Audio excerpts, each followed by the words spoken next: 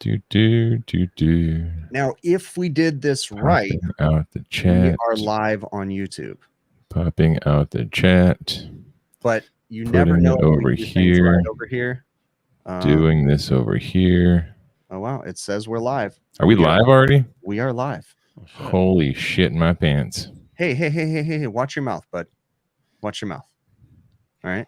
This is a good stream. We are not using profanity. We got demonetized for our 101th episode. Yeah, we did. Man. We did. We got so many copyright strikes and like foul mouth emojis sent to us from the YouTube gods. The YouTube said they were not happy with us whatsoever. They're like, you guys need to calm down. Okay, the question is, where is Adam? Who's Adam again? Who's this Adam guy? He's Adam Driver. Master. He's the puppet master of the show. No, without Adam, we have no intro. We have no fun stuff. I don't know. Did we ever have a fourth person on this show? I don't know. I think he was just there. I don't think we did. No. But wait a minute. Let's retract a bit here. I thought he was gonna be here. It just not. Oh, that's right. You're talking about the guy who lies to us all the time. That was twice now. He said, "Yeah, I'll still be there. I'll come in."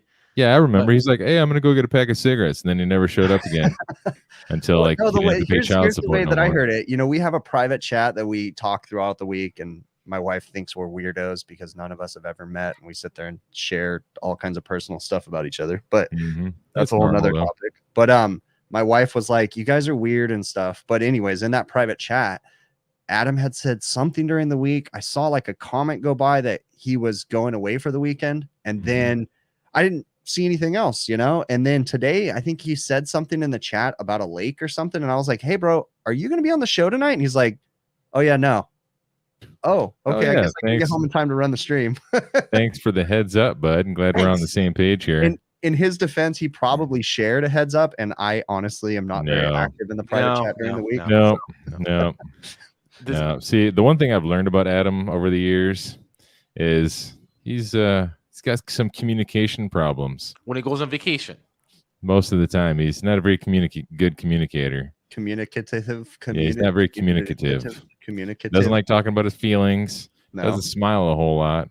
He's withdrawn from crowds. He has a hard time expressing emotions. That's his problem too. And let alone couldn't you say that about all of us? Yeah. No, we're normal guys here. Normal guys that have known each other for what, 2 years, 3 years now, and done a live show. Shared any nudes with each other yet? I know it's terrible. Never met each other, but we're good friends. And like honestly, share nudes a lot with each other. I don't know how tall either of you are or short. Like the only reference I have is that one picture that Bill and Adam standing next to each other at Bill's house. That's the only I think the one with Nate in there too. Yeah. It's always funny because Nate is an awkward point of reference because you don't really know how tall he is, but he's kind of short. But if you tell people he's like 6 foot, then we look like giants. I'm like, oh yeah, that's Nate. He's 6 foot tall, and I'm like 6'9". I'm big as the Undertaker. What a week! What's up? How the week was? I heard on the news today they said that, or on the radio today they said that last July was the hottest July ever on record, ever. Now, my question is, how accurate were their thermometers 100 years ago? I mean, was it really? Point. Yeah. Because like honestly, were they 100 years ago? Yeah, it didn't feel like the hottest July to me. It just felt like another July. It was busy, I'll give you that, but I kind of blame that on COVID. But it was just, I don't know. We're still catching up from last month. Last month was insane. I still have like construction jobs, walk-in coil replacements, and things like that. I have like 5 jobs sitting on my back dock at my office, and I just, I'll get to it when I get to it, And if they're not emergencies, they go on the back of the line, man. The problem is I have too many emergencies right now. I have an entire walk-in system that needs to be replaced because it's inundated with R22 leaks, and the thing takes like 25 pounds of gas, and we keep having to put gas in it about every, I don't know, month. And it's like, okay, this is getting expensive, and they sent me all new equipment, but I just can't get to it. And then I just had an emergency walk-in cooler or walk-in freezer condensing unit and evaporator replacement yesterday that we had to push everything else aside to do. and I have a walk-in coil. Like it's all emergency stuff. I just can't get to it. You know, it's a good problem to have, I guess. You know, I think you addressed this a couple times in your videos, though, that a majority of those emergency problems are due to people that just or customers that just stopped their preventative maintenance programs. Just cut everything off, and they're like, nah, we don't need that no more. It definitely is. I do kind of defend them in the side of, I mean, do you blame anybody for stopping? No, I mean, they had to do what they had to do, you know, just to stay afloat, you know, but these are the repercussions for sure, you know. But like, for instance, I had a customer yesterday that contacted me and they said, hey, we had a COVID outbreak. We need you to go over there and put in filters and all of our ACs and sanitize them like as soon as possible. Said, okay, that's cool. I'll get over there, you know. So we finished that walk-in freezer install. And then I woke up this morning to a text message that came through at like 11:30 last night. Hey, did you get over there and change those filters? And it's like, the fuck? No, I didn't change them yesterday. You know, so I text him back this morning. We're heading over there now. You know, and he's like, okay, thank you. But it's just funny because they expect you to drop everything. Like we finished an entire day. Everybody was exhausted. I wasn't about to send a tech over to go to a COVID infested building to change filters, you know, like not when he's tired and not thinking straight. And, you know, no, you don't need that. You don't need that kind of headache, man. No, you need to be aware for that stuff. And so we went today and it was no big deal because he was like, I talked to him before. Okay, you're going to wear gloves. You're going to wear that, you know, go through the whole thing. But yeah, it wouldn't have been a good one yesterday. No, we forgot. What did we forget? Say hello to our number one fan, Mr. Randy, and his little buddy Luke. Which button? I forget. Which one's Luke again and which one's Randy? Yeah. Well, I think I hear two beans barking in this clip right here. I don't know which one's which. Clive in the house. Maybe there's an echo. Yeah, maybe it is an echo. Yeah, who do we got in the house tonight? We have, you can name a few, but we should thank thank everybody for coming out last week. Yeah, we should thank our viewers, Joe. They're the ones who pay our bills with all that sweet YouTube cash that we get rolling in wheelbarrows every week. Just flooded. I was going to say congratulate to all the winners. Congratulate all. Oh yeah, we forgot about that. Good job, Joe, with the remembered stuff. And thank all the guys that send in the clips. That was awesome, and gals. Yeah, true. All the guys and gals that send in those little clips for us, it really did like tie that whole thing together. Yeah. You know, so that was just an awesome thing, man. That was I have to say that it was hilarious. The whole thing. I mean, guys, I didn't stop laughing. Bill, hands down to you, dude. Dude. For going through all those clips, dude, that was epic. That was hilarious. My wife watched it with me. She did. Oh man, I bet that went bad. And she was like, she goes, it's funny. She's like, but you guys laugh at the weirdest stuff. What do you mean? It's hilarious. Yeah, she's the weird one then. Yeah, I'm like, oh, you just don't understand. Did you get up and tell her, get out of the room? There's a couple times like I had to pause it. I'm like, all right, you need context here. Yes, this is what happened, and you need to know this, and you need to know that. And she's like, but you talk about the weirdest stuff, and I go, yeah, shit is funny. She's like, no, it's not. And I go, yeah, it is. It's hilarious. It really is. Right. Hearing you talking about this shit story, really is. Oh my god, that's so awkward. Man, my wife wouldn't entertain that video for 2 seconds. Whoever, I do have to say though, I don't have the name in front of me right now, but whoever, oh no, I do. Right here. Your wife's a bummer in the chat.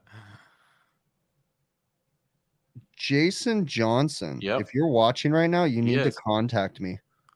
I think I sent him an email.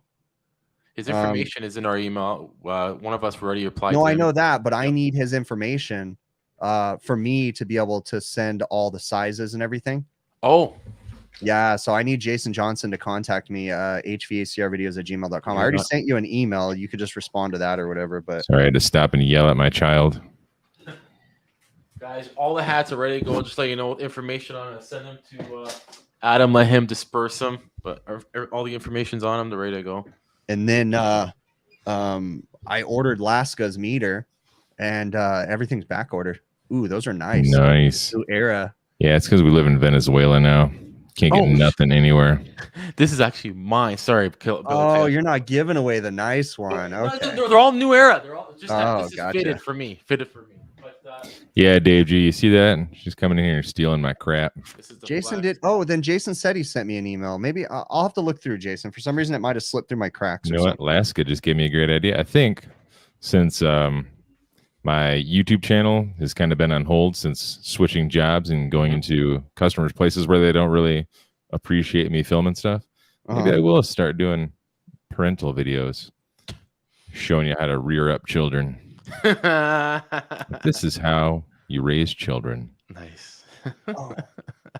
Yeah, Jason Johnson, send the email to me because I had sent you an email, dude. Anyways, we'll contact each other, Jason, one way or another. HVACRvideos@gmail.com. I'll get a hold of you. But talk about the new beginning of the new season per se. Friday the 13th, guys. Isn't there like a Friday the 13th like every 2 months or something? Oh, like, man. I swear that comes all the time. Right. I know. It does feel more often. Remember back when we were kids, like it was such a huge thing, Friday the 13th. Yeah, it was like a scary thing. Like it the movies, you know, and like it was like almost like a week Halloween, you know, like a week Halloween. That's what it was like. Yeah. You know, you go to school, man, hey man, it's Friday the 13th. Want to come over watch some horror movies tonight after school? You go like eat some pizza and watch 1980s scary movies. It's awesome, man. I want to go back and relive my childhood. You know what, though? Honestly, if you went back at this age and watched the same movies, they're probably garbage. They suck. Yeah. They're not. Like I can. There's still movies that I'm like, oh my gosh, this is the best movie, and I sit down to watch it with my wife and kids, and they're like immediately bored. And I'm like, wow. there are some that I still watch, like from way back in the day, and I can still appreciate them. They're still actually good. Like actually, they're Kurt Russell films. The Big Trouble Little China, that's one that holds up through time. And then that is a great movie. Escape from New York and LA. Those are pretty good. Those are great. There's some though that like even some of the older cartoons from my childhood, they're garbage. The Never Ending Story, I thought that was going to be cool when I was older, and I rewatched it, or tried to anyway. And like halfway through, I like threw up on myself and stopped watching it because it's that bad. Yeah, it was stupid. Oh yeah, Beverly Hills Cop. You got that right, Laska. Yeah, Beverly Hills Deep Cop. Impact. I don't know about that, Chipmunk. Deep Impact. Yeah. Yeah, those disaster movies don't hold up as well.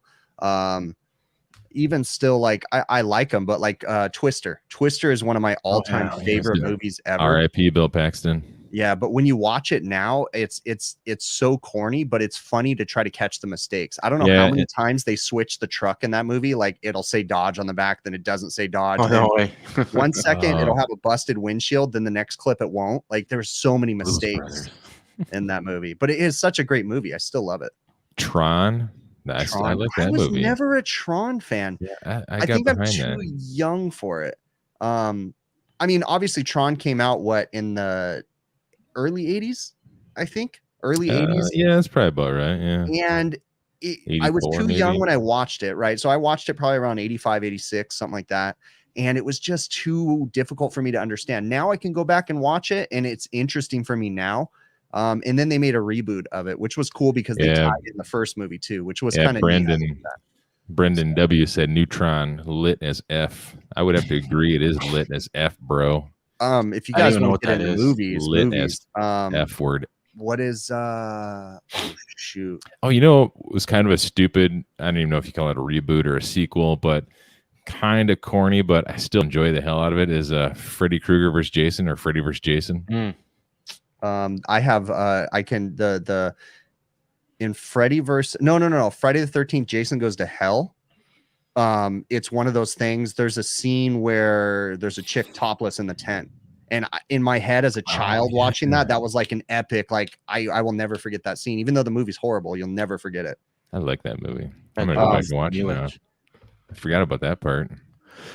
So I'm gonna try to segue out of this. Segue to some HVAC stuff. Yeah, get out of this. Segue out because I have to bring something up right now, but I have to remember the movie. Yeah, these guys, when you start talking about movies, guys, it's like another world for these guys. There's just something wrong with you, dude. You don't understand movies. Go ahead. They don't have movies in Canada, and then I'll come up with a I gotta change. They got 3 movies in Canada: Strange Brew, the Nickelback biography. Strange Brew is ridiculous, dude. Yeah. Oh my gosh, with Rick Moranis and. Is that a porno? The movie's horrible. No, it's not a porno. Oh, it sounds like it. Strange Brew? Strange Brew. Oh, I thought you said. Never mind. Strange Brew is about Canadian beer. Oh, with Rick Moranis, and who else is in that? What's that other guy's name? I can picture him. I just can't think of his name right now. But anyways, yeah, that's bad. Yeah, it's kind of like a chubby dude. Yeah, we had huge heat wave keeps a huge heat wave going on right Twins. Now. Yeah, Jason Johnson said Twins with Arnold and Danny DeVito. That is a good movie. When Arnold Schwarzenegger picks up the car to turn off the car alarm, like that was a good one. Which, by the way, I'm pretty sure wouldn't work. No. No, because he was like, "Oh, the alarm has some sort of like mercury switch to it, and you just lift it up." I'm like, I don't think that's how it works, Arnie. Yeah. But yeah. So what's up? Back to back to HVAC stuff here. How's it going, eh? Just like take the 101. This is HVAC overtime, but sometimes after work we don't want to talk about HVAC stuff. No. You know what I ran into this week? A couple times actually. I ran into this week, and I kind of was confused for a hot second. So I was just checking 24 volts to ground, right? Mm-hmm. And I kept on getting like 15 volts, just 15, 16 volts, or whatever. And I go to my red, check it to ground, and basically the same thing. And I'm pretty sure, anyway, at the end of all that, I'm pretty sure it's because it's one of those transformers that uses ground as a reference. Mm-hmm. Because when I would go to like a common point, like a neutral or whatever, I would get my actual 24 volts. Mm-hmm. For some reason, that confused me this week. I'm like, when did they start doing that? And I'm like, oh yeah, they use ground for a reference on some of these transformers. Those always confuse the hell out of me too. Gotcha. Because for a minute there, I was like, oh, I'm getting I'm low voltage drop somewhere, and I started getting excited. It's like, oh, I got a low voltage problem somewhere. It's gonna be something cool. And I'm like, no, it's just it's just transformer using ground as a reference. That's what guys are saying in the chat. It's pretty lame, Yeah. Oh, but before I forget, another thing somebody had mentioned to me, they were checking out a walk-in cooler, right? And they were doing something to the liquid line solenoid, and he had mentioned something like, well, I took an amp draw of the solenoid, and it was like all over the place. I didn't really get anything. I don't know if I should. And I was thinking about it, like, well, I don't think you really should get a noticeable reading as far as amp draws on a liquid line solenoid, because it's just a solenoid. Like you'll still get something. You still will, but you have to. Yeah. It's going to be a small, very small. It wouldn't be anything like really measurable, I would imagine, right? It will measure, but really low, and it depends too, right? And you may have to wrap, because your meter may not be sensitive enough. You might have to wrap you might have to wrap it a few times and then wrap it like 10 times and divide by 10. Yeah, or divide. Yeah. You can wrap it 3 times and divide by 3. I mean, although if it's like something like a reversing valve, I don't know. No, it's just a magnetic solenoid. But see, my whole thing was like, why would you ever even need to do that? Why don't you just, for one, check for voltage? 2, I mean, do you have one of those little fancy magnets or the magnetic sensors? What the hell is the name of those things? CPS? No, that little thing you keep in a keychain and spin around, solenoid tool or whatever it is. Magnetic app, yeah. Honestly, I mean, screwdriver. Yeah, screwdriver. I've never had one of those solenoid tools. I can see maybe for a pump where it'll tell you the rotation of the pump or something like that. Yeah. But do you really need a little tool to tell you if the solenoid's activated? You can literally just take a metal screwdriver and it touches, or you can grab it and feel the buzz, or you can test the current on it. Yeah, check the voltage. You can turn it on and off and listen to it. Click, click. Temp clamp, like pressure temperature difference. Yeah, that's a good one. What I was going to say something.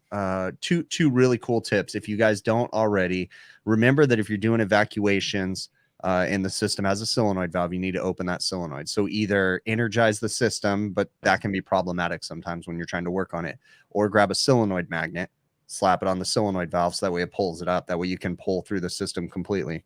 But whenever you pull a solenoid coil off, you need to stick a screwdriver in it, because if you don't, that solenoid will melt. It will melt.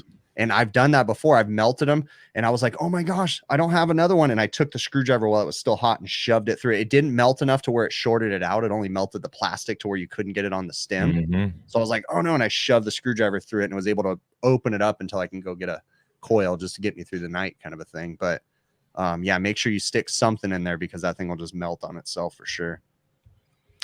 Create a headache. That's the movie I was trying to think of earlier, because I'm going to take it back to the movie references. I'm going to bring it right back to HVAC, but go ahead. The best video game movie ever is Ready Player One. If you haven't seen Ready Player One, watch that. That movie is awesome. For the entire family, we've watched that multiple times. And anytime we need something to watch as a family, it's like, just turn on Ready Player One. We'll watch it. I love that movie. I thought you were going to say, what is that, Street Fighter with Nah, with what's his nuts? I didn't like John Van Damme, Jean-Claude Van Damme. That's it. I don't like any of the Street Fighter Brain movies, fart, but man. Ready Player One, man, for sure. Yeah, it was kind of that video game movie, Street Fighter. I'm pretty sure that's what it is, Street Fighter, right?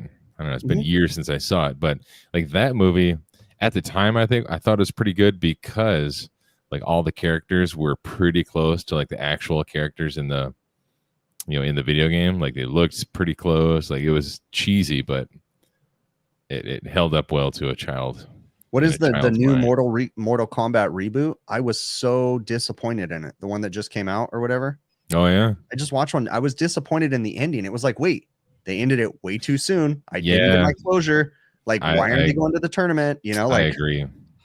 I was bummed about that. It was a good movie. I mean, it was good what they had in it, and I'm not spoiling anything, but it was just like what, they left it for the next movie. So same way, man. We should have an episode where we just talk about movies that ended badly or we're doing it right now. Oh God. Yeah, Joe, stop interrupting us. Stop interrupting us, Joe. No. Well, I could tell you about a good call I had this week. Yeah, tell us. And how a sight glass. And I'll find a movie reference. Once you do that, I'll find a movie reference. Mm-hmm. And a sight glass on a receiver, just a little minute, kind of saved me and put me to the right direction. It was at at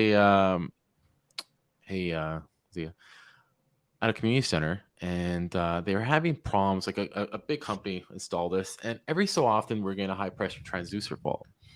And I have it on my phone, blah blah blah, and we couldn't find out what it was. Nothing shown. Like everything's fine, parameters fine, numbers. What is it that? Wait, context. What is it you're working on? It's a dehumidification system. Okay, go. Sorry. And so I was watching it. And these pipes are like the water side of the coaxial, because it has a coaxial heat exchanger. They're huge. They're coming from everywhere. They're huge. It looks like a jungle of pipes. I'm new to this site. So I was like, why is this happening? I can't, try and figure out why. And then I just got one little minute little flash in the sight glass on the receiver. I'm like, oh, wait a minute here. And I was like, okay, let me think about this here. Okay, so I have to trace back the water side. So I'm tracing them. And all you're looking for really is two pipes with a balancing valve the proper way in the middle. So I was looking for those. And I almost overshot it because they didn't have that. What happens if and they're huge pipes and they're everywhere. They put the balancing valve, they decide to put it after the takeoffs, like two close T takeoffs. It wasn't done right. Flow wasn't right. And the flow was too much the GPM was too much through the coaxial. So what's happening is I was getting pretty much high pressure because you weren't absorbing the heat. Right. You basically were pushing the water too fast through the heat exchanger to the point that it couldn't absorb the heat. Exactly. So yeah. And if you really think about it, it's just like anything, even pumps. I think somebody posted about blowing air through too fast through a coil. Right. Same thing. It's like, and you'll get some little cavitation too, some bubbles, and you won't get no heat surface on the coax. There's so many reasons why you won't get heat absorption. So I'm like, wait a minute. And I traced it back, fluctuated, and I was like, oh, here we go. And that was such a savior. And then that leads me to my other point about the cycle. So that sight glass saved me because if I didn't see that, I don't know what was going on because there was nothing else. Now, do you check? Would that not have been reflected in your condenser TD, like your water temperature difference going across? What do they call that? Yes. And it wasn't. You're right. It was a little off. You're right. What do we look for? It's been a while. Is it like 10 degrees? Depends the system. Like there's geothermals, and you know what? Let's say if this was a geothermal unit. There geothermal unit. You could do the heat of what's it called? Can't remember the name. Heat extraction formula, easy peasy. If it was a heat pump in a little heat pump system, you could do some temperature difference, fine. But in this system here, with all these huge pipes, you're gonna start tracing these pipes down. It's gonna be a mess, right? Yeah. If you're off of a couple of numbers, but anyways, yeah, and I traced it back, and thank God I seen that little bubble, and that saved me. Adjusted the balancing valve and actually related to them. Usually, it's just like hydronics too. You need balancing valves. They're there for a reason. You have two takeoffs. You need a balancing valve in the middle to balance the flow through your coaxial. Period. That's the only way to do it and to control flow. And technically, A lot of mistake is guys even put pumps on that, which you don't, because that balancing valve and your pumps coming from the huge pumps on the water side are good enough. So anyways, enlighten me a little bit. So the balancing valve, I understand the concept. It's to balance out the flow. So if you have too much GPM going through that coaxial condenser, you can open the balancing valve, slow down the flow through the condenser. Is that correct? Yes, exactly. Okay. So as far as the balancing valves go, why? Okay. I think I know the answer to this, but why is it that you can't just lower the pressure from the pumps?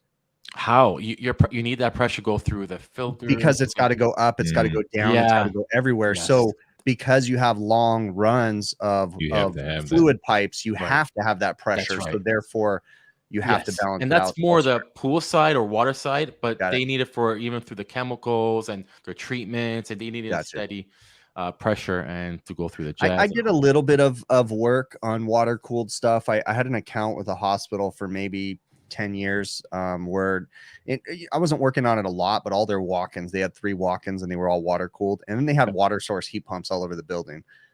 First off, I don't do a lot of water stuff, so whenever I did have to work on their water source heat pumps, whoever the installers were of those stupid water source heat pumps, they're a bunch of assholes, and they install them in places that you can't even get the fucking panels off, like in an attic, and you're like, how did they even I can't even access the damn thing, you know?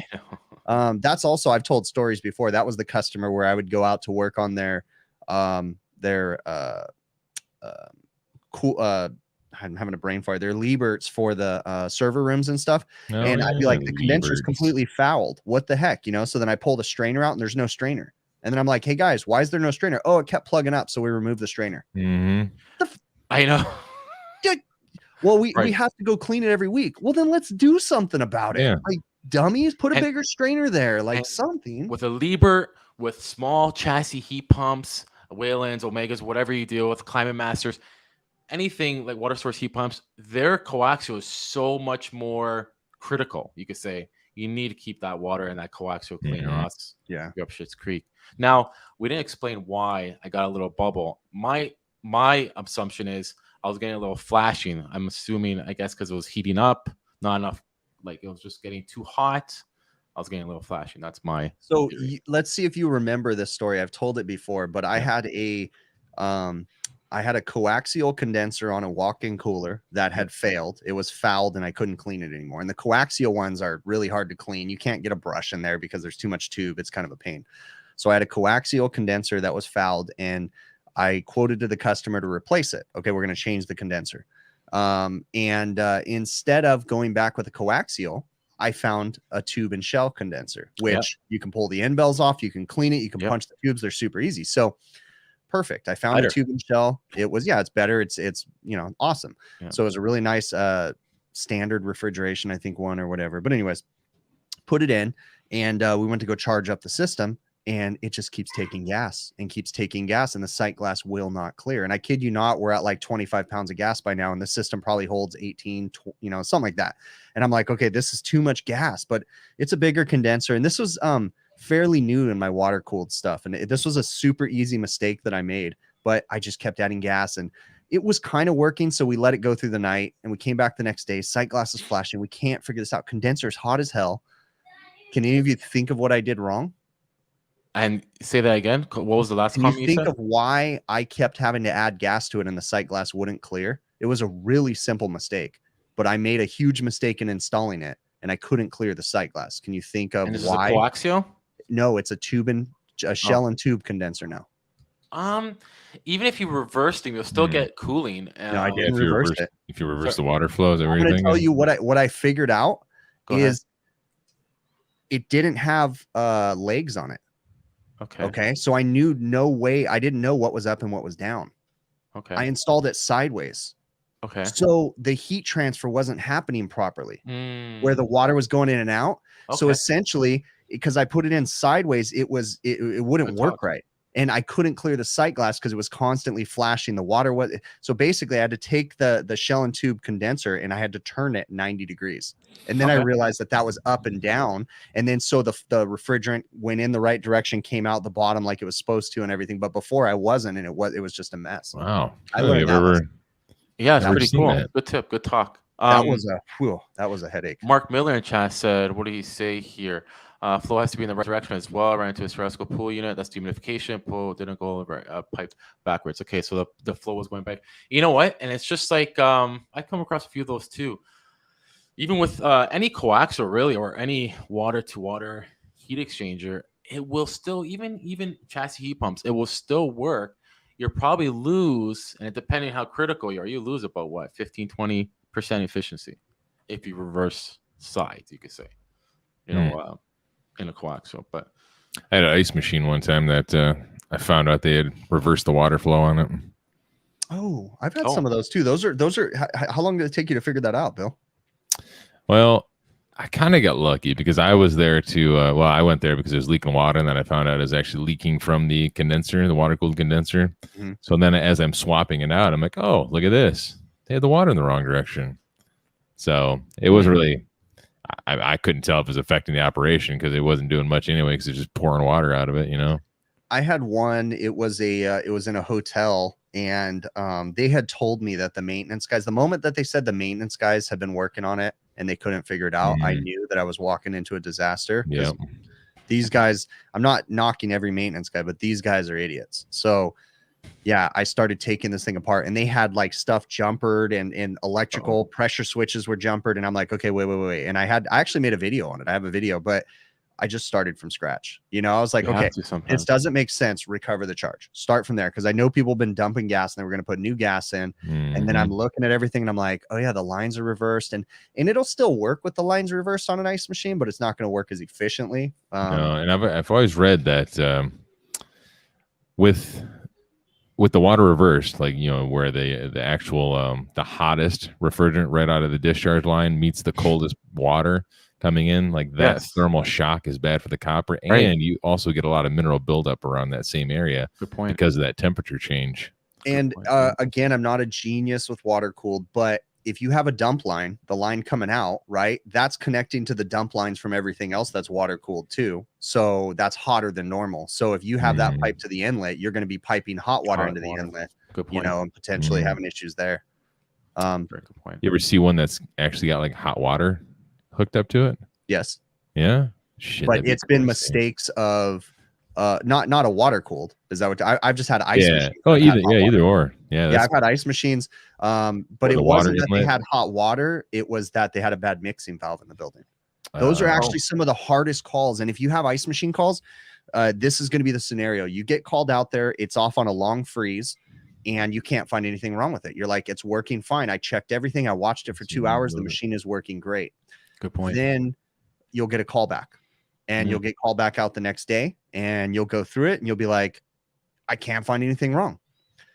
Well, what's happening is overnight, they'll have a bad mixing valve. So a lot of times these restaurants will have mixing valves by their dishwasher and things like that. So that way they have to, it pipes in hot and cold water to the dishwasher or hand sinks. And if you have a failed mixing valve at nighttime, when there's no water being consumed in the building, the ice machine is the only thing consuming the water, and it'll get hot water piped to it. Because the mixing valve's bad. But when the building's open and there's a demand and they're washing dishes and cleaning things, it's not that big of a deal because there's water running everywhere else diluting the heat. So you'll get the no ice. And if you constantly can't find anything wrong, what you should do is there's a couple different old school methods. You could take some Vaseline and put it on the water line going into the machine, just a glob of Vaseline. If you come back in the morning and it's melted off, then you know you have a bad mixing valve because the Vaseline will melt off. The other thing you can do too is the first thing, schedule to be there first thing in the morning, go right to that ice machine and find the hand sink closest to that ice machine and turn on the cold water and immediately stick your hand under it. It'll be hot right when it comes out, then it'll get cold. That'll tell you have a bad mixing valve. But you got to be the first person in the building, because finding a bad mixing valve, unless it's just blatant, it's difficult when they're consuming water. Interesting. Those are tricky ones. And those ones, when you do find them, it's kind of like have you guys ever seen the refrigerant leak coming from the encapsulated pressure controls wiring? No, not yet. So I hope to one day. So if you ever have a pain in the ass leak and you can't find it, check the wire nuts, the connections of the pressure controls, because you have those encapsulated peanut controls and they will leak, and it'll actually leak out the jacket of the wiring. So if you go to the wire nuts and stick your leak detector, it'll go freaking berserk. And the moment you find that, you're like, this is insane. You know, take pictures, put some glue on it, and you'll be like, holy crap, it's leaking out the wire. See, I had a water cooled air handling unit up in the big city where I live, where it's pretty common to find these. And the compressor shorted to ground, all 3 legs. And I tested the system, tested positive for acid. So I was thinking, like, you know, it could have been contaminated a million different ways. You know, this is a new customer to us, first time I've ever been on the machine. So I don't know. Could have been contaminated before. I don't know. But I was thinking, you know, if that water-cooled condenser had somehow sprung a leak and maybe a little bit of water is mixing in with the refrigerant, contaminating that way. So I took some water out of the loop. And I don't know how accurate this was, but I drained some water out of the loop into like a Tupperware bowl, right? Yeah.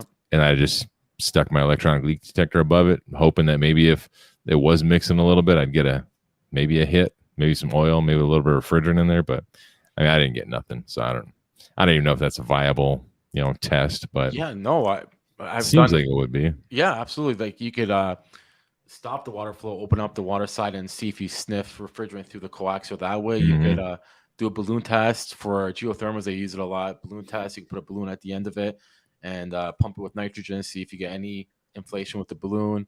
I've done it that I pump it into coaxial and see if I get any bubbles in the body of the water. And that was actually, it helped me once. I was like, I mean, when you go to put on your gauges and it just shoots water everywhere, isn't that a good sometimes sign? It doesn't. That's sometimes, you know, sometimes it's not in the system like catastrophic right there. I don't know how you chiller guys do it, because when you have that kind of stuff, or the guys that do a lot of water cooled, sometimes you have to fix that stuff. And it's bizarre to me that you can actually evacuate that system. I get water through the porch. Sorry if you were going to say something about, if I get water when I put my gate, that machine's toast me. I'm not going to attempt it. Call somebody else. I am not doing that. And I'm not, because it's, just think of it. You got water in your windings. You got water everywhere. Yeah, that's my thought too. It's trash. But imagine on these giant systems. I mean, you know, it's like, what do you do when you have a giant chiller? Good point. Know? I don't know what they do. I know that they'll seal off the tubes, right? That's what they'll do. They'll come in and delete a circuit on the water cooled side. They have ways of sealing those things off when they do leak, or when they're getting close to being leaking too. Like in a big chiller, you're saying? Yeah, for sure. They sleeve them, I think. And then what's the test you can do to test the thickness of the walls of the copper to see if it's getting worn out? There's a good point. There's a test you can do where they come in and after they punch the tubes, they'll test each tube to see. It's almost like a resistance test or something, but I know there's a name for it. Yeah, if somebody was really into chillers, next time we could ask them that. Like, what do they do in that scenario? How do they fix it? Eddy current test. Mark Miller. Bam. Eddy current. There you go. Yeah. Yeah. I knew that there was a test. See, I know a little bit about just enough to get me in trouble. I couldn't do it, but I just know enough to be dangerous. Where to start for these big chillers on this leaking condenser. But anyways, so the reason why I said sight glass as well, because the same time this week, my new guy is asking, well, why don't residentials units, split systems, let's say any system, residential side, have sight glasses? Well, they should. There's no reason why you shouldn't have a sight glass on a residential system. You're right. But are they that critical? No.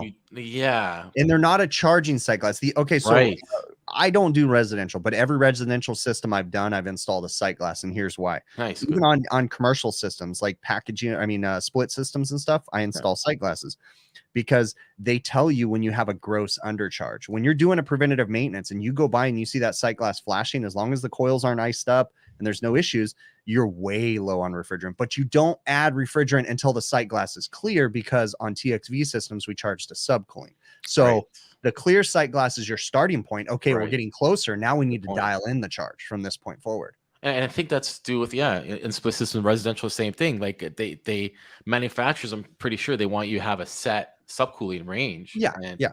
You know, for the efficiency and stuff, you need to have that subcooling to work properly. And but you can't just clear the sight glass. But sight glasses also have moisture indicators on them, which are great too to have on a system. If you're walking up and you think you have non-condensables or something's funky in your pressures, and you look at the sight glass and it's purple or it's yellow, depending on which brand it is, there's a problem. There's moisture in the system, and it kind of gives you an idea. Now, the important thing, okay, sight glasses. I know a lot of people, they'll criticize me or they'll say in my comments like, hey, stop charging to sight glass. No, but I use a sight glass as a charging tool, but that's Absolutely. not the only tool I Of use. course not. When I'm working on a system, I'm adding refrigerant. I'm looking for a clear sight glass. But the important thing to understand is a sight glass is a window into the system at that exact point in the system. It doesn't mean because I have a clear sight glass, I have a full charge. It means at that exact point in the liquid line or wherever it is, this is happening, you know? Yep.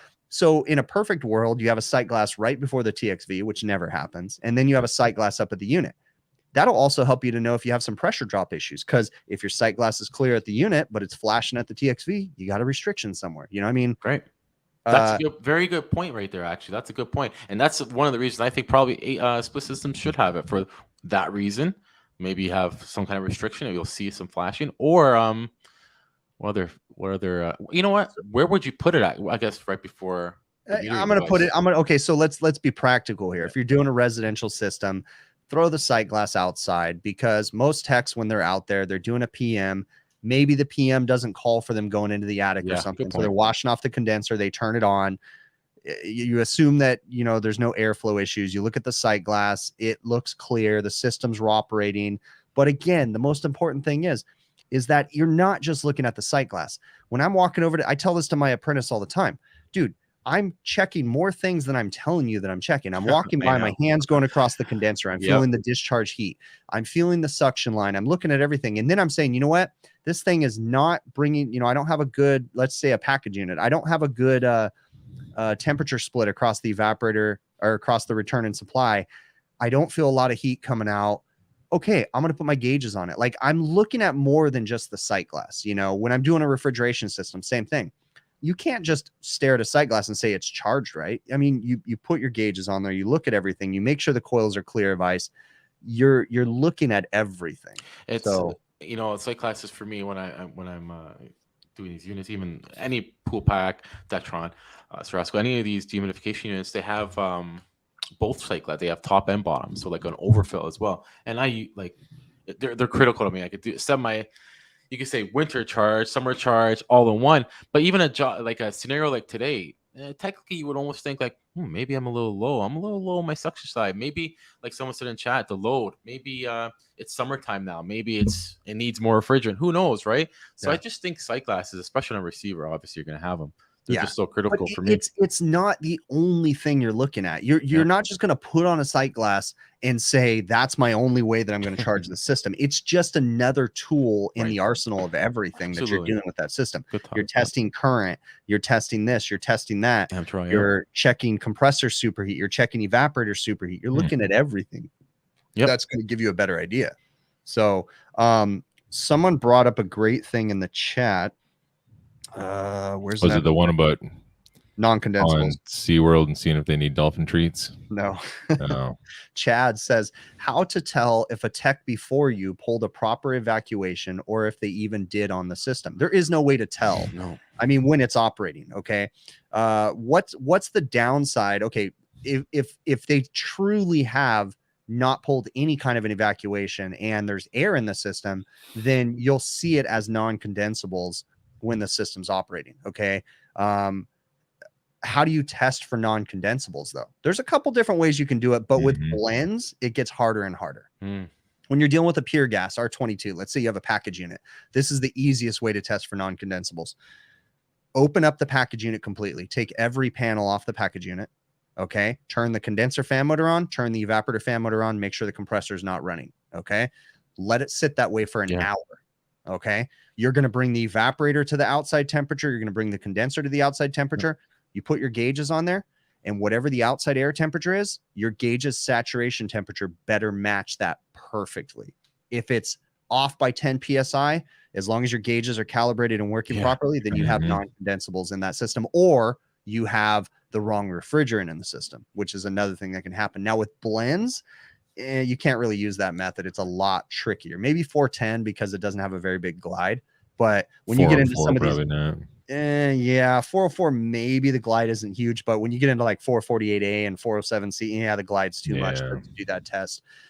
If in doubt, just recover it and weigh in new refrigerant and call it a day. And speaking of those, now that you guys say in blends, even sight glasses too. Let's say you did have a restriction, or let's say you have anything like that, you will see it more in a blend than a sight glass for sure. You need to pay more attention for sure. Yeah, because under certain the right set of conditions, you could still see bubbles in a sight glass if possibly. if you're depends under on what like you're working on, a light load and a super glided refrigerant. I was working on a walk-in freezer yesterday. It's a 448A low temperature 4 horsepower condensed unit. I was installing it and I went to start it up and it just kept taking gas. It was super thirsty, dude. And I added 10 pounds. Sight glass is still flashing. I added 18 pounds. I get all the way up to 28 pounds. And I'm like, all right. I vaguely remember looking at the installation information saying that the maximum charge on the system was somewhere around the 28 pound range. So I was like, wait a minute, I need to stop what I'm doing real quick. Make sure I'm doing everything right. I'm not missing anything, right? No. So then I called the manufacturer. Hey, what's the maximum charge on this system? Now, when I say the maximum charge, this was a walk-in freezer. It has a receiver. So the manufacturer has no way of knowing how long my line set is or anything like that. But my line set was super small. It was like 20 feet. But I still called them and I said, what's the maximum pump down charge on the system? Meaning that when you pump it down, this is the maximum refrigerant the system can hold. And it was like 30 pounds. And I was like, okay, cool. So I'm getting close. So I added a couple more pounds because I wanted to make sure that my system could still be pumped down at the receiver. But with that being said, it was a blend. And I'm like, okay, I need to also at the same time, the box was pulling down. It was a hot pull down. And you have to be careful on a hot pull down clearing a sight glass because you could overcharge it big time. You need, I mean, in a perfect world, the box is almost down to temperature when you're finalizing the refrigerant charge. Yeah. So you gotta, again, it's not just because it had a sight glass. We don't just walk in and say needs to be clear. No, you're looking at everything. You're testing the current on the compressor. You're checking the superheat. You're watching everything. Mr. The sight glass. Mr. Good point there, Chris. Mr. Green said, wouldn't your pressures go up and down if you had non-condensables? So you know what he's talking about. What scenario that's in? As in, what do you mean? If you have, yeah, when you see your needles pegging, yes. System's running, obviously, right?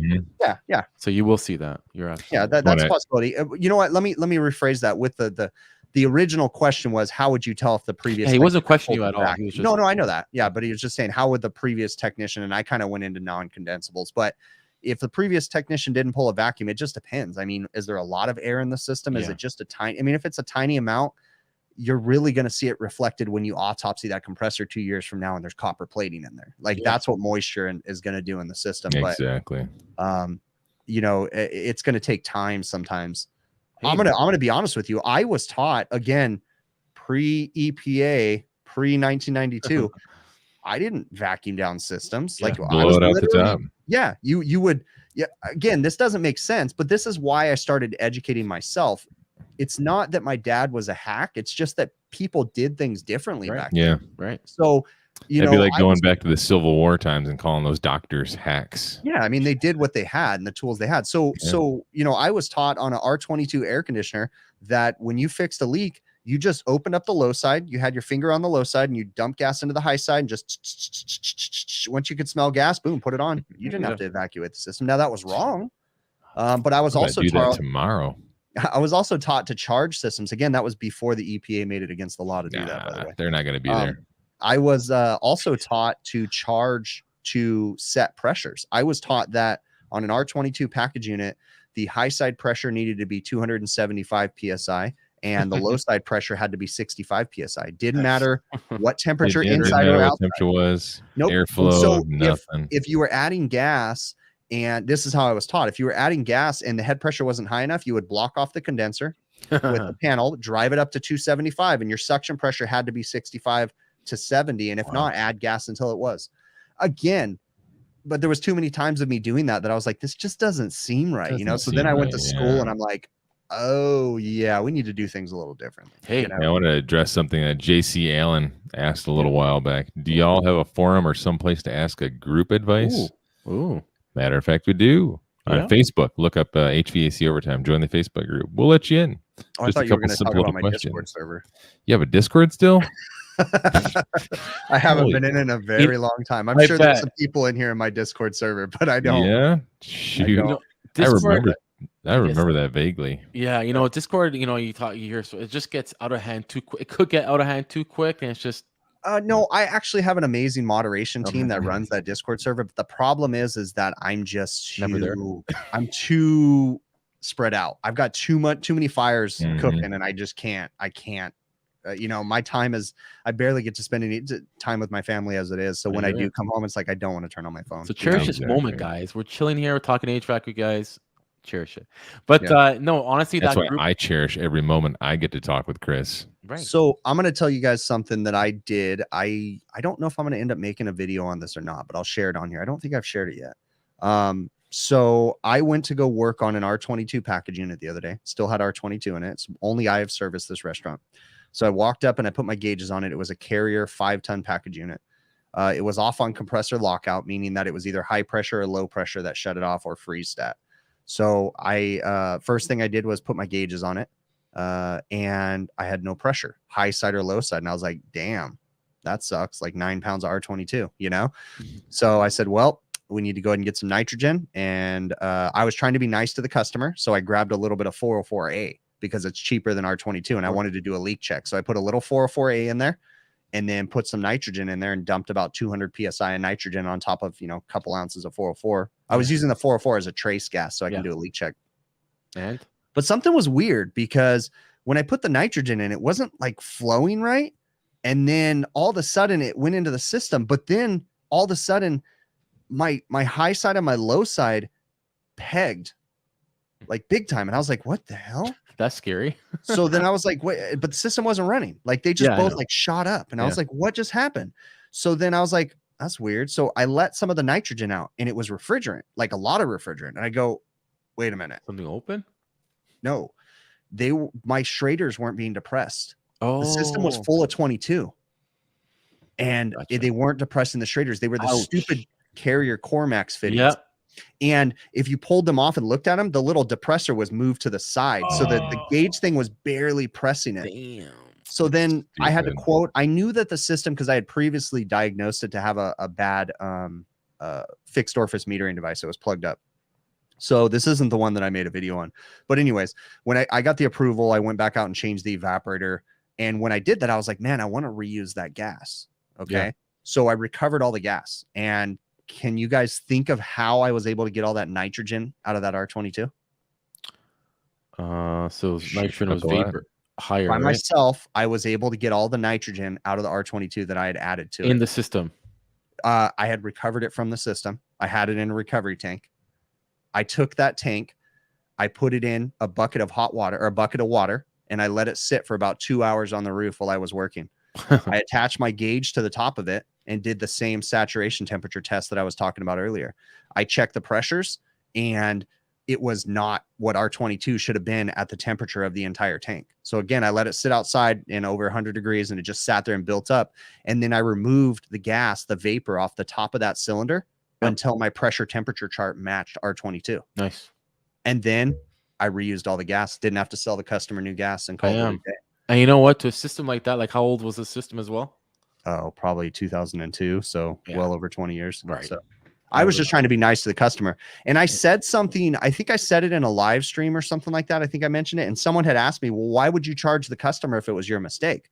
It's not my fault the Schrader failed. No. I'm not going to eat 9 pounds of R22. The freaking damn Cormax fitting failed. I mean, yeah, of course, maybe I could have looked into it more, but life happens. I mean, that's not something that I'm going to eat. I mean, no. The damn Schrader's failed. You can't cover all that. No. Hey, you guys want to look at a somewhat confusing train schematic? Sure. We've been whipping out today. All tech today. It's been pretty cool. Yeah. Without Adam here to distract us. And somebody, the Jammer, loved our heat pump talk, and he said he put something, I think, in the Facebook group. So I looked at that after before everybody attacks. In our overtime, we try to keep everything kosher, everything mostly on the positive side. Yeah, we try to keep it clean language, no foul language in here and everything. Super tweaker, butt cheeker. We don't want passion, that's all. All right. Let's see if I can do this here. Sharing screen. All right, boom, boom. I don't know if it's gonna work. It's not popped up on my side yet. Yeah, I hit share, but now it's thinking, which makes me kind of worried. All of a sudden, Bill's gonna go beep. Yeah, because I'm still breaking in this new computer, man. So You can try to send me an email if you want to. You can send me an email with the image, and I can pull it up on my side too. Oh. Yeah, we tried this before the show and it worked fine, and now it's just my whole screen just turned white. It's all good, dude. Just if you can send me the email. If not, then just stay where you're at because we can still see you. So all right, well, slot machine. Let me email it right to you then. Cool. The chat is doing pretty good tonight. There's lots of good questions in there. Yeah. I'm trying to answer them. See, even the chat's better without Adam here. Is that what you guys are saying? We're just poor Adam. No, you know what? I'm a little ticked off. Cheesed, all right? He said he cannot. Guys, you've seen it. He cannot do the stream, like set it all up, but he'll be in chat or he'll be here. He's not here at all. I mean, come on. Even I was on a freaking paddleboard. Bam. We're using that. Absolutely. This guy's in the middle of the lake and he's on the live stream. I was so afraid of losing my phone. I'm sitting out in the middle of the lake like, all right, guys, I got to go. Right. Oh, man, I need to go out on the lake. Dude, is none of my stuff working? Did you guys see my canoe thing? Oh, dude, that was so... Yeah, my canoe video that I found on the internet with the dude doing the canoe aerobics or whatever. I can't believe you found that. I'm going to get a canoe. What did I told my wife today. I got my wife a really nice present. I guess I can say it, whatever. I got my wife a really nice one of those bicycle stationary Peloton bicycles, whatever. Nice. It was a gift to her. But and then I came home and I told my kids, I was like, I'm buttering up your mom. I got her this really nice gift. And then I said, she doesn't know what I want yet. And then my wife was like, what do you want? You have to kind of let me know ahead of time. And I said, trust me. I said, it's going to be ridiculous what I want. And she's like, well, she goes, you're not getting a canoe. And I said, I'm getting a canoe. Nice. Did she see that video? Yes, I showed it to her. She was like, this is stupid. And I go, this is epic. I'm going to do canoe aerobics. If you guys didn't see, I shared on my social media. Somehow YouTube recommended this dude that I never knew canoe. What is it called? Freestyle canoeing. And I don't was know. a thing. But you get in a canoe by yourself and you like make it maneuver and do turns and weird things. And it was an epic video. I loved it. So I think it was Mark Miller. I can't remember. Somebody says there was another video of him that's even better, like him doing it. And it was another song. If someone else has another clip of that dude in the canoe, send it to me at HVACRvideos@gmail.com. Send me a link. Yeah, I think in the group where you posted it, he says, yeah, check out the one he did, blah, blah, blah, blah. He names it. Chris Anderson wants to know if pineapple goes on pizza. The answer to that is hell yes. No. Pineapple, jalapeno, red onion, garlic, and some bacon. That is the epic pizza right there. Maybe some mushrooms on there too, but mushrooms are, don't have to be on there. But bacon and pineapple, yes. Definitely. Right. I finally got the picture sent over to you, Chris. I'm having all sorts of technical issues over here, so let's see if I can pull it up. Now you guys need to carry the show while I start staring at my screen.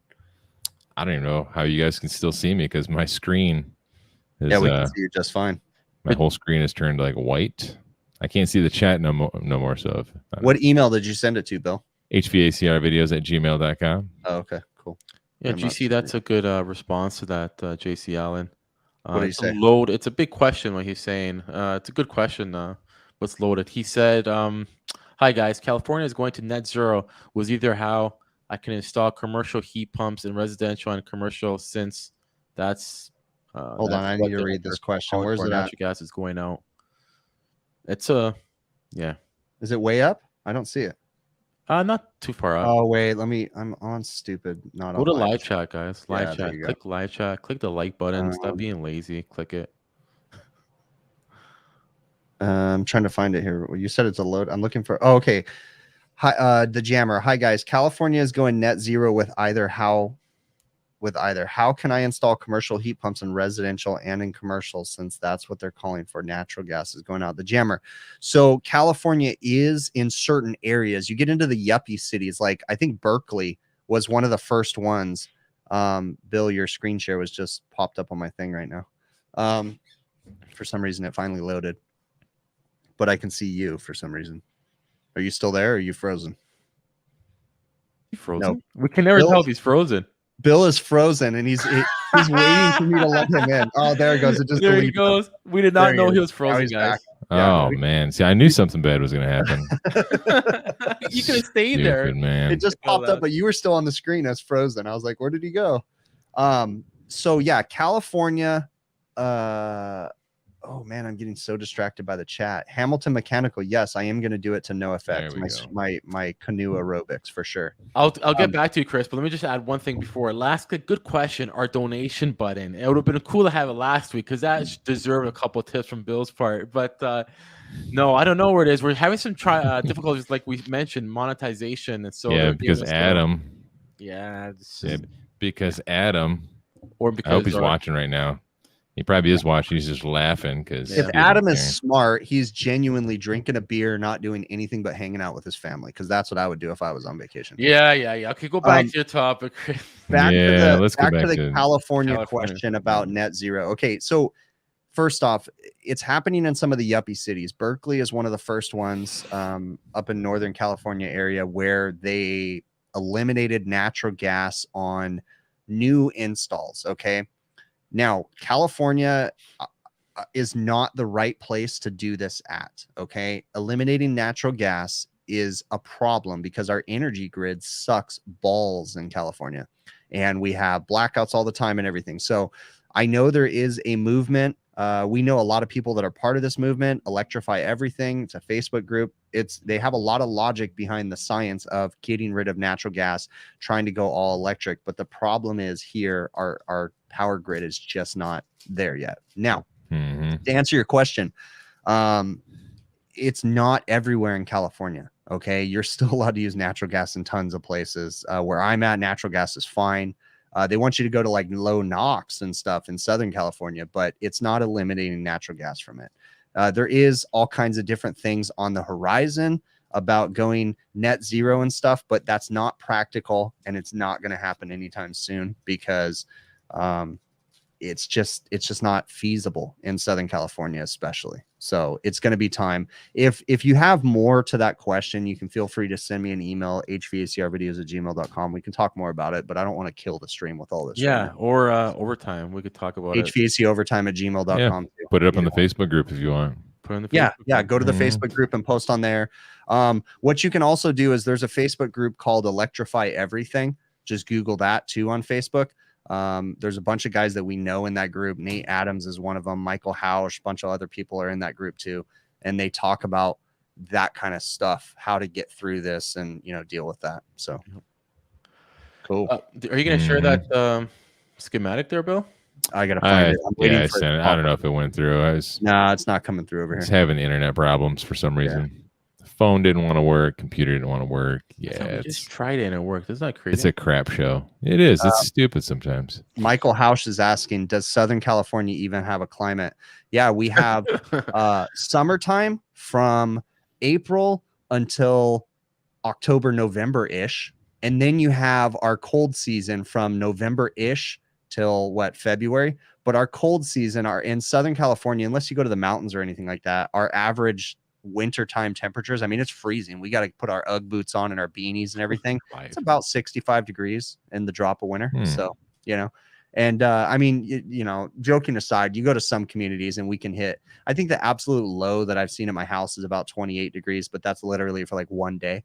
Michael Hausch is in chat, like you mentioned. He says he's not in that group, but you could reach him at HVAC School Group or HVAC Overtime group. I thought Hausch was in the Electrify Everything. I think Hausch. Yeah. Let's not go there. Yeah. Let's not go there. So, I don't know. On his own accord.